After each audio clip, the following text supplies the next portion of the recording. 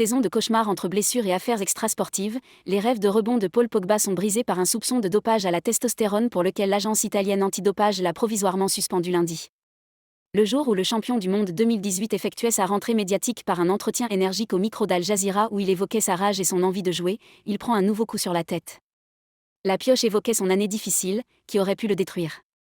Avec ses multiples blessures, la tentative d'extorsion en bande organisée le visant, et dans laquelle est notamment impliqué l'un de ses frères, Mathias, il n'a joué que 10 bouts de match la saison dernière et il a manqué le mondial 2022. Mais il risque d'en manquer bien plus s'il a pris de la testostérone. Le tribunal national antidopage informe que conformément à la recommandation du procureur national antidopage, il a prononcé la suspension à titre provisoire de Paul Labile Pogba, a indiqué la NADO dans son communiqué à l'AFP. La sanction a été prononcée pour violation des articles 2,1 et 2,2 pour la présence des substances prohibées suivantes, métabolites de testostérone, a-t-elle ajouté. Il risque 4 ans de suspension. La Juventus Turin, son club, précise dans un communiqué que le contrôle antidopage remonte au 20 août à l'issue du match entre Udine et la Juventus, comptant pour la première journée du championnat d'Italie, durant lequel Pogba n'est pas entré en jeu. Si la contre-expertise de son échantillon B confirme la présence de métabolites de testostérone, il est passible d'une suspension de 4 ans.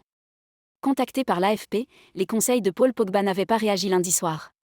La Juve a seulement écrit qu'elle se réserve la possibilité d'évaluer les prochaines étapes de la procédure, laissant entendre qu'elle attendait la suite, et donc la contre-expertise.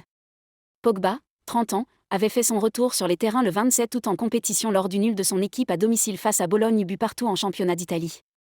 Son précédent match remontait au 14 mai.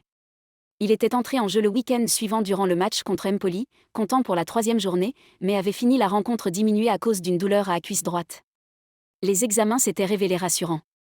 Dans l'émission Génération Sport sur la chaîne Qatari, Pogba promettait de revenir plus fort après les épreuves traversées, la série de blessures et le chantage présumé. L'enquête est toujours en cours.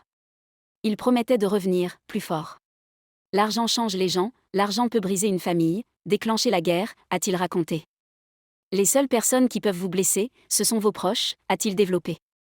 Les ennemis, vous savez où ils sont, mais les amis, la famille, ceux dont vous pensez qu'ils sont heureux pour vous, ils peuvent vous détruire, il le dit 2 fois.